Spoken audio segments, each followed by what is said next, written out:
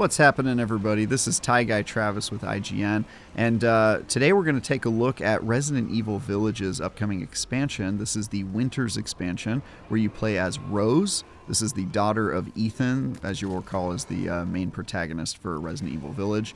And as you can see here, she's running away from a lot of stuff. There's creepy goop, sinewy zombie-type creatures, and there's also this purple ooze that flies out everywhere like it's coming from the mind of R.L. Stine himself. If this is a little surreal to you, it's not typical Resident Evil physics. It is, in fact, intentionally kind of dreamlike because it takes place, this expansion takes place in somewhere called the Realm of Consciousness. Not really sure what that means, but it means that you shouldn't take everything you see here at face value. I don't think it's happening literally. And right here you're seeing that Rose is getting instructions from her companion, who is an invisible force that guides her with words and sometimes gives her items. And right there, she's gotten her first gun, which will be useful since she's going to be shooting at lots of creepy flesh zombie creatures, as you can see here. Exhibit A.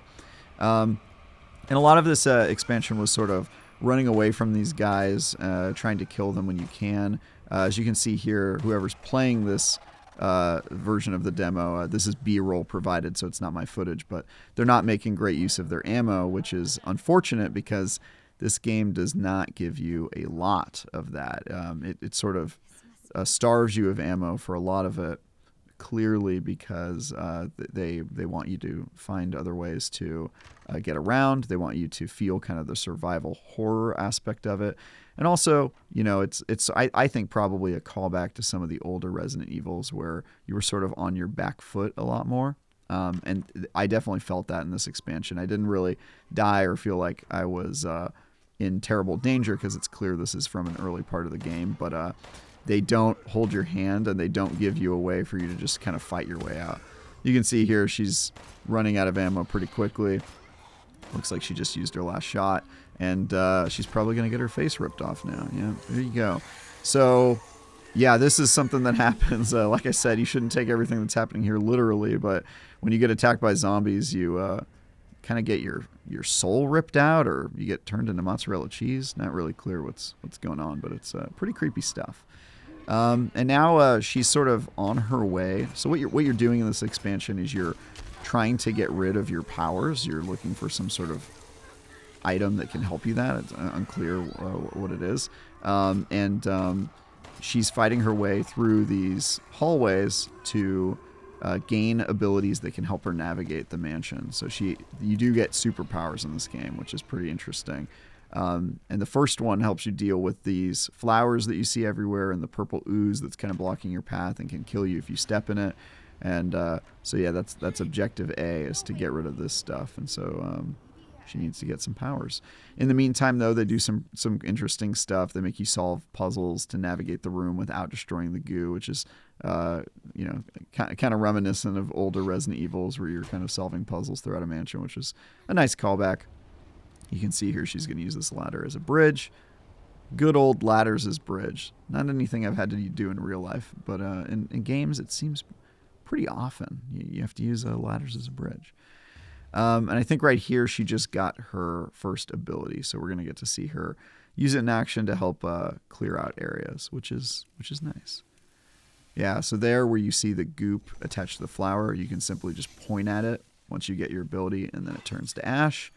This, of course, gives you access to items. You can pick up items if they're inside it, which it looks like that was an empty vase, unfortunately. But a lot of times they have items in them. And you can also use them to do stuff like this. You know, you're in a room that you can't navigate. You can just destroy the flower, and the vine goes away, and all the goop goes away as well. Turns into ash, and makes the room a lot safer to walk around in. So this is interesting. You can see a creepy thing behind the window there. During this demo, I was chased around by a giant, presumably unkillable creature that there's no way you could have enough ammo to actually kill.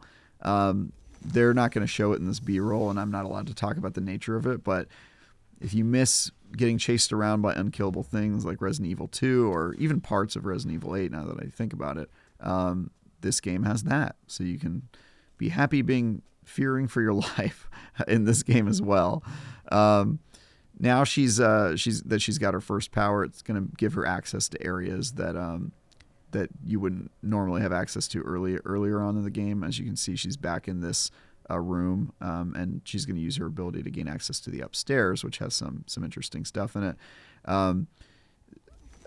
It's also, I should say that I didn't see any new areas during this demo. It was all the existing areas from Resident Evil 8, and they kind of just repurposed them and switched stuff up on you to kind of add this new expansion.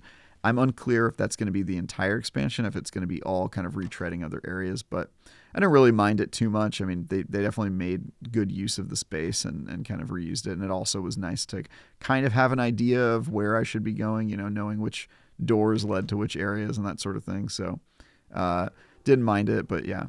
Now she's got her second power, and so this is the second ability I unlocked near the end of the demo, where instead of wasting my ammo like this lady is, you were able to lock them in stasis like that.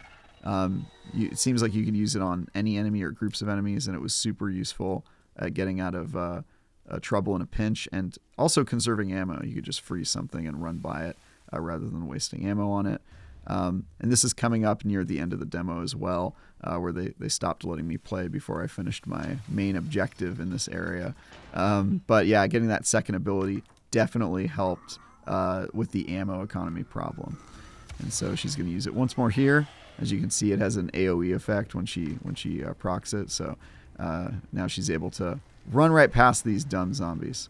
And that's pretty much it. My 30 minutes with it, I had a lot of fun. I'm interested to see more. Wondering what you guys think about this. And for anything else related to Resident Evil or Tokyo Game Show coverage, stick with IGN.